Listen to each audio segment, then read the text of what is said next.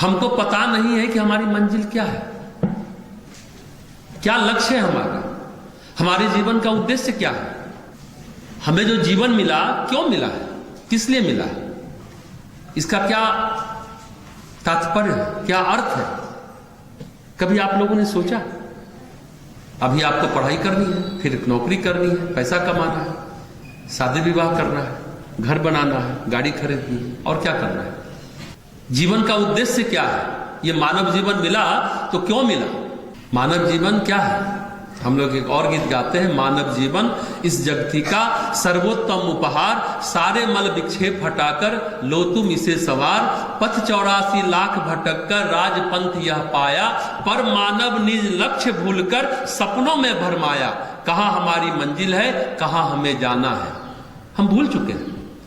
पर मानव निज लक्ष्य भूलकर सपनों में भरमाया, हम लोग ने अपने जीवन का लक्ष्य खो दिया, भूल गए, सपनों में जीते हैं। सपना देखना बुरी बात नहीं है, लेकिन सपना पूरा कैसे हो यह भी जरूरी है।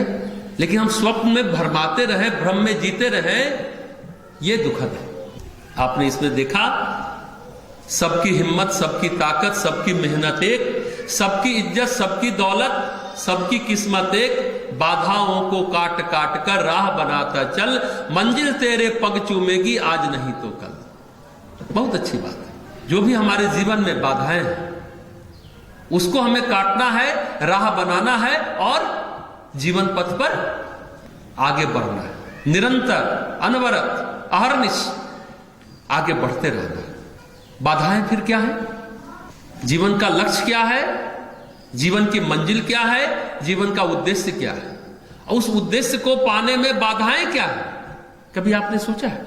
बहुत लोग बहुत सारी बातें करेंगे, बाहर की बातें करेंगे कि हम जीवन में सफल इसलिए नहीं हुए कि हमारे जीवन में ये बाधाएं थी, माँ बाप ने हमें सहयोग उतना सपोर्ट नहीं किया, हमारे घर में इतने पैसे नहीं थे कि हम अच्छा ट्यूशन पढ़ते, पूरी पुस्तक खरीद पाते और पढ़ पाते। कई लोग इस तरह की बातें करते हैं, कहीं कहीं वो सच्चाई भी है और कहीं कहीं नहीं भी है। अब तो माँ बाप कोशिश करते हैं कहीं से भी हो सुविधा प्रदान करें ताकि हमारे बच्चे जीवन में आगे बढ़े। दरअसल बाधाएं अंदर होती हैं, हमारी जो वृत्तियां हैं वो कितनी सही दिशा की ओर अग्रसर है। हमारी दिशा सही होगी तो हमारी दशा भी सही हो जाएगी, लेकिन वृत्तियां हमारी दिशा को गड़बड़ कर देता है। सफल होने में बाहरी बाधाएं कम हैं, अंदर की बाधाएं काम, क्रोध, लोभ, मोह, कहते हैं ना, ईर्ष्या, मत्सर, बहुत सारी चीजें हैं। लोभ, मोह, अहंकार, 3 बातों में कहिए, जो हमारी वृत्ति है, हमारी प्रवृत्ति है, हमारी जो मनोवृत्ति, इसको अगर आप ठीक करते हैं तो आप सफलता की राह प्राप्त भी कर लेंगे और उस पर चल भी पाएंगे और मंजिल का भी पता चल जाएगा और मंजिल तक पहुंच भी जाएंगे।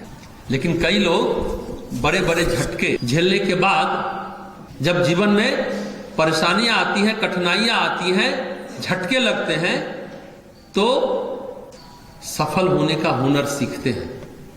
कई लोग ऐसे भी होते हैं, कुछ लोग कठिनाइयों में, समस्याओं में बिखर जाते हैं। अगर वो पॉजिटिव है, उनकी सकारात्मक सोच है, तो उनके चेहरे पर हमेशा मुस्कान झलकती रहती, हमेशा।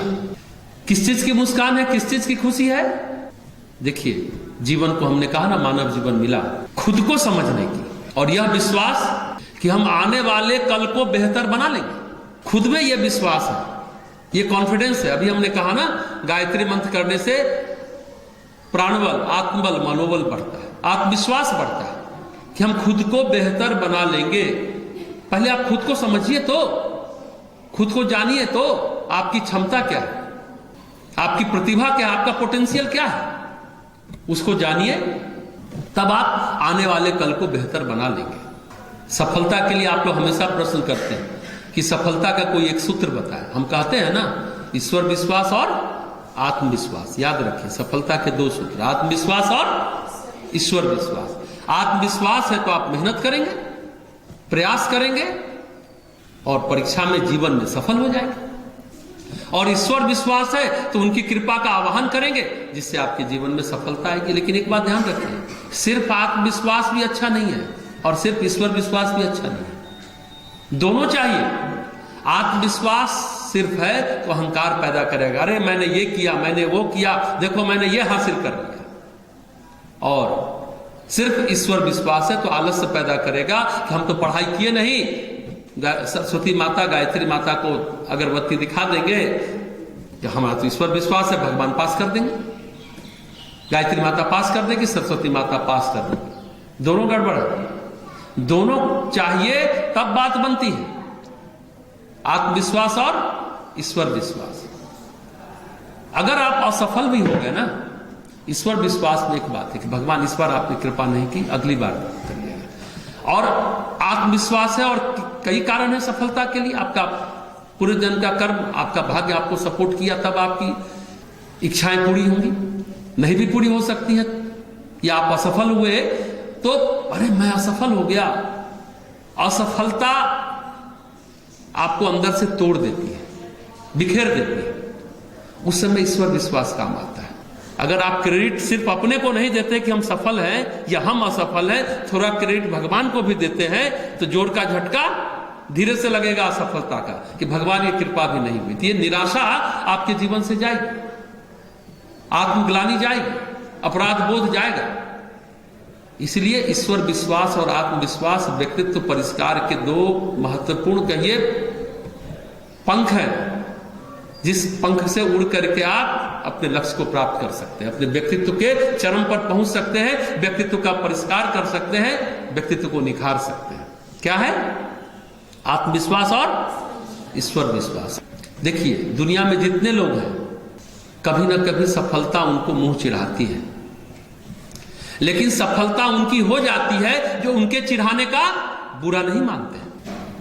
आपको लक्ष्य निर्धारित करने से पहले खुद पर काम करना चाहिए, खुद को समझने की कोशिश करिए, और सिर्फ समझने की कोशिश ही मत कीजिए, खुद को खास समझने की कोशिश कीजिए। परम पूज्य गुरुदेव का लाइन है ना, वो सद्वाक्य, अपना मूल्य समझो कि तुम संसार के सबसे महत्वपूर्ण व्यक्ति हो। हम लोग तो अपने को दीनहीन मान के बैठे कि हमसे क्या होगा, हम तो कुछ नहीं कर पाएंगे, किसी तरह नौकरी मिल जाए, पेट भरने की व्यवस्था बन जाए। नहीं, अपना मूल्य समझिए और समझिए, जानिए, पहचानिए अपने आप को कि हम दुनिया के सबसे मूल्यवान हैं। सच ये है कि हम खुद से ही प्यार नहीं करते, खुद को ही सम्मान नहीं देते, और हम समझते कि दुनिया हमें सम्मान करे।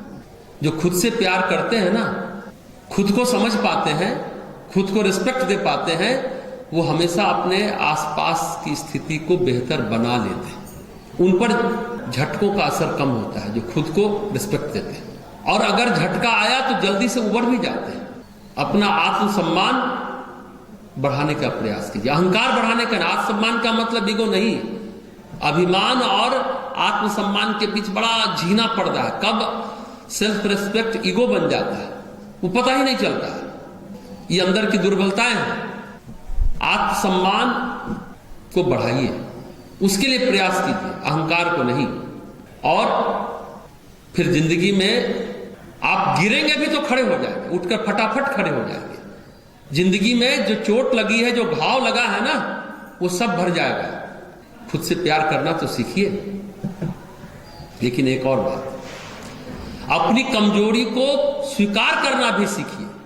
आपको लगता है हम सबके सामने अपनी कमजोरी को स्वीकार करेंगे तो हम पिछड़े कहलाएंगे।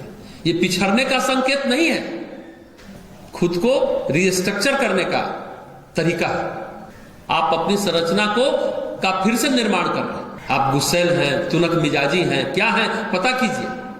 तुरंत अधीर होते हैं, धैर्य होते हैं, पेशेंस चला जाता है, चीखने चिल्लाने लगते हैं, रोने लगते हैं, पैर हाथ पटकने लगते हैं। क्या करते हैं? अपनी कमजोरियों को देखिए, यही तो कमजोरी है। गायत्री मंत्र करने से प्राण का त्राण होती है, प्राणबल बढ़ेगा, यानी अपने भावनाओं को संभाल पाएंगे, आप इमोशन को संभाल पाएंगे। हम हमेशा कहते हैं ना, भावना के नींव पर व्यक्तित्व की इमारत खड़ी होती है। आप भावनात्मक रूप से मजबूत हैं, EQ लेवल, इमोशनल कोशेंट आपका मजबूत है, बढ़िया है, तो व्यक्तित्व आपका बहुत सुगढ़ होगा, सुदृढ़ होगा। और एक बात, जो काम करिए जीवन में पूरे मन से करिए। और जब आप प्रतिदिन रात में सोते समय कल की प्लानिंग करते हैं, कल की योजना बनाते हैं, वही योजना बनाइए जो आप कर सकते हैं। ऐसा लक्ष्य मत बना लीजिए जो आप कर ही नहीं सकते हो और फिर नेक्स्ट डे रात में क्या पूरा दिन बीत गया और निराशा आएगी, एक मन में हीनता का भाव आता है।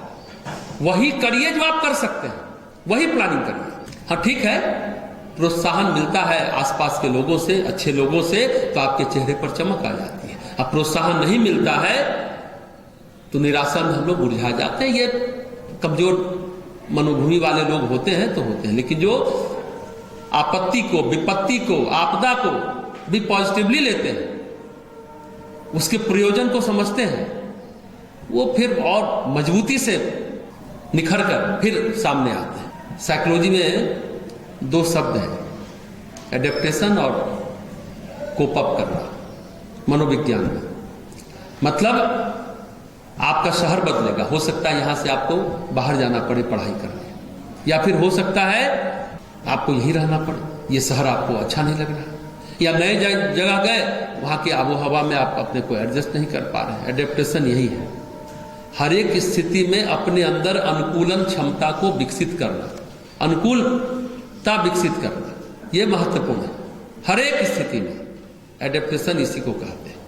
और दूसरा कोप अप करना, सामना करना। हर एक परिस्थिति से भागिए मत, दाएं बाएं मत झांकिए, सामना करिए तो बात बनती चली जाएगी। एक शब्द है ना, स्ट्रेस कोपिंग बिहेवियर। तनाव का सामना करके अपने व्यवहार को आप कैसे संतुलित रह सकते हैं। कई लोगों से आप मिलते हैं तो आंख चुराते हैं, डर लगता है, धक धक होने लगता है, पता नहीं क्या बोल देगा। नहीं, अगर आत्मविश्वास है, आप सचमुच गायत्री मंत्र का जब बड़े भावपूर्वक, गंभीरता पूर्वक, निरंतरता पूर्वक करते हैं, यानी कि 10 दिन किए 5 दिन छोड़ दिए, निरंतर करते रहेंगे, आपके अंदर ये स्ट्रेस कोपिंग बिहेवियर विकसित हो जाएगा। कुल मिलाकर असफलता का सही ढंग से सामना कर लेने से आत्मविश्वास बढ़ेगा और दिनों दिन आप और अधिक मजबूत होते चले जाएंगे। धक्का लगना, झटका लगना, पूरी तरह टूटना नहीं है, यह बात हमें भली भांति क्या समझ लेनी चाहिए। तो सफलता की ये सब शर्तें हैं। सफल होने की बातें आपने बताया, समझ में आ गई बातें। ईश्वर विश्वास और आत्मविश्वास विकसित कीजिए, झटके को पॉजिटिवली लीजिए,